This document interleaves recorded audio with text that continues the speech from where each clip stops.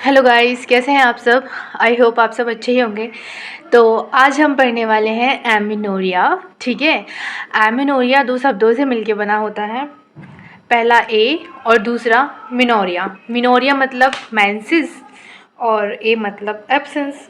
So the meaning of amenorrhoea is that absence of menses. ठीक है, तो इसकी डेफिनेशन बहुत ही सिंपल है, एब्सेंस ऑफ मेंस्ट्रुएशन। ठीक है, it is a symptom not disease. ये एक सिम्टम है, ये कोई डिसीज़ नहीं है। ठीक है, there are at least 5 basic factors. यहाँ पे 5 बेसिक फैक्टर्स हैं जो कि involve in the onset and contribution of normal menstruation, जो कि मेंस्ट्रुएशन के ऑनसेट में और उसके कॉन्टिन्यूएशन में रिस्पॉन्सिबल होते हैं। ऐसे 5 फैक्टर्स होते हैं। ठीक है, तो पहला फैक्टर है नॉर्मल फीमेल क्रोमोसोमल पैटर्न।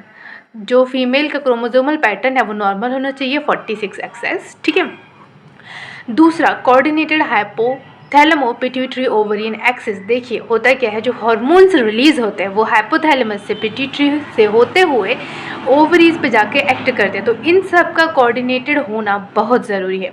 तीसरा पॉइंट है anatomical presence and patency of the outflow tract. Anatomically सारे स्ट्रक्चर्स का प्रेजेंट होना और patency of the outflow tract यानी कि विजाइना सर्विक्स इन सब का ओपन होना और सही होना, इसके लिए रिस्पॉन्सिव ये होगा तो ही अपन मतलब मेंसेस मतलब समझ सकते हैं कि हाँ मेंसेस होंगे। ठीक है, फोर्थ पॉइंट है रिस्पॉन्सिव एंडोमेट्रियम। जो एंडोमेट्रियम है वो रिस्पॉन्सिव होनी चाहिए, क्योंकि जो हार्मोन्स है वो एंडोमेट्रियम में एक्ट करते हैं, फिर एंडोमेट्रियम का साइडिंग होता है मेंस्ट्रुएशन में। ठीक है, फिफ्थ पॉइंट है active support of thyroid and adrenal glands. ठीक है, तो थायराइड और एड्रिनल ग्लैंड्स का एक्टिव सपोर्ट होना चाहिए, क्योंकि इनमें अगर कोई एबनॉर्मेलिटीज़ होती है तो हमें एमेनोरिया देखने को मिलता है। ठीक है, अब हम इसके क्लिनिकल टाइप्स देखते हैं। तो ये फिजियोलॉजिकली और पैथोलॉजिकली दो तरीके का होता है। फिजियोलॉजिकली प्राइमरी और सेकेंडरी दो पार्ट्स में डिवाइडेड है। ठीक है, तो प्राइमरी के केस में क्या होता है कि बिफोर प्यूबर्टी, ठीक है, फिजियोलॉजिकल कंडीशन है ये, तो बिफोर प्यूबर्टी तो मेंसेस ऑब्वियसली नहीं दिखेगा। ठीक है, और सेकेंडरी कंडीशन फिजियोलॉजिकली ये कि अगर कोई भी फीमेल प्रेग्नेंट है तो ड्यूरिंग प्रेगनेंसी मेंसेस नहीं होते हैं, ड्यूरिंग लैक्टेशन मेंसेस नहीं होते हैं, और मीनोपॉज की कंडीशन में भी मेंसेस नहीं होते हैं। ठीक है, अब अपन पैथोलॉजिकल कंडीशन की बात कर लेते हैं। तो पैथोलॉजिकल कंडीशन में क्या होता है, यहाँ पे भी कंसील्ड क्रिप्टोमिनोरिया है और दूसरा रियल और ट्रू। ठीक है, तो जो क्रिप्टोमिनोरिया है वो दो रीजन से होता है, कंजेनाइटल एंड एक्वायर्ड। ठीक है, तो कंजेनाइटल क्यों, मे बी इम्परफेक्ट हाइमेन हो सकता है, उसकी हाइमेन जो है वो इम्परफोरेट हो। ठीक है, हो सकता है विजाना में कोई सेप्टम प्रेजेंट हो।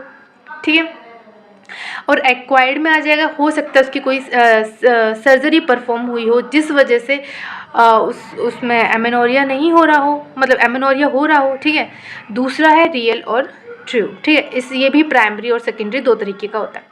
तो अपन अब देखते हैं क्रिप्टोमिनोरिया। ठीक है, तो क्रिप्टोमिनोरिया में क्या होता है, there is a periodic shedding of endometrium and bleeding but the menstrual blood fails to come out of the genital tract.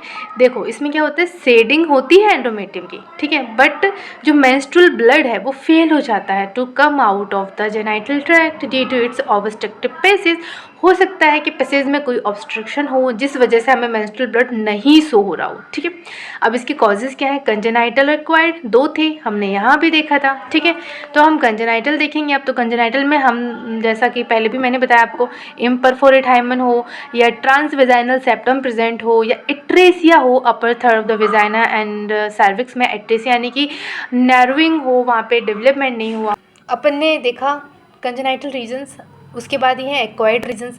ठीक है, तो एक्वायर्ड रीजन्स में क्या क्या आ जाएगा, स्टोनेसिस ऑफ द सर्विक्स। ठीक है, हो सकता है सर्विक्स की नैरोइंग हो रही हो, और नैरोइंग क्यों हो रही हो, अब ये तो एक्वायर्ड कंडीशन है, कंजेनाइटल तो है नहीं है। ठीक है, एक्वायर्ड कंडीशन है, तो स्टोनेसिस ऑफ सर्विक्स क्यों हो सकता है, हो सकता है एम्पुटेशन हुआ हो सकता है डीप कॉटराइजेशन हुआ हो सकता है कॉनाइजेशन हुआ, ये सारी सर्जरीज परफॉर्म हुई हो जिसकी वजह से स्टेनोसिस ऑफ सर्विक्स हुआ हो, यानी कि ये सर्विक्स जो है वो नैरो हो गई हो और हमें एमेनोरिया देखने को मिल रहा हो। ठीक है, तो सेकेंडरी जो सेकेंड रीज़न है वो ये है कि सेकेंडरी वेजाइनल एट्रेसिया, हो सकता है उसको वेजाइनल एट्रेसिया हो गया हो following neglected and difficult vaginal delivery. हो सकता है कि उसको जो डिलीवरी हुई है वो बहुत डिफ़िकल्ट हुई हो और उसकी वजह से उसको सेकेंडरी वेजाइनल एट्रेसिया हो गया। एट्रेसिया का भी सेम मीनिंग वही है, नैरोइंग ऑफ द वेजाइना, जिसकी वजह से हमें एमेनोरिया देखने को मिल रहा हो। ठीक है, इसके बाद है पैथोलॉजिकल कंडीशन। तो पैथोलॉजिकल कंडीशन में क्या रहेगा कि there is only accumulation of blood in the uterine cavity resulting in hematometra. ठीक है, अब क्या होगा, ब्लड निकल नहीं पा रहा है तो ब्लड कहाँ रहेगा, यूट्रस में ही रहेगा ना, यूट्राइन कैविटी में ब्लड एक्यूमुलेट होता रहेगा।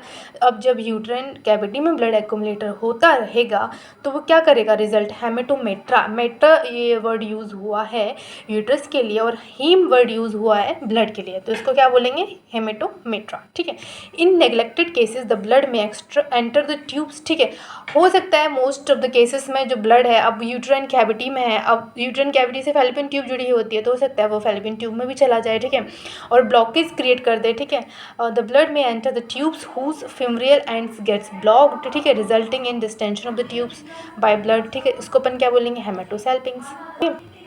इसके बाद है क्लिनिकल फीचर, तो क्लिनिकल फीचर में अपन क्या पढ़ेंगे कि complain of amenorrhoea dated back from the event.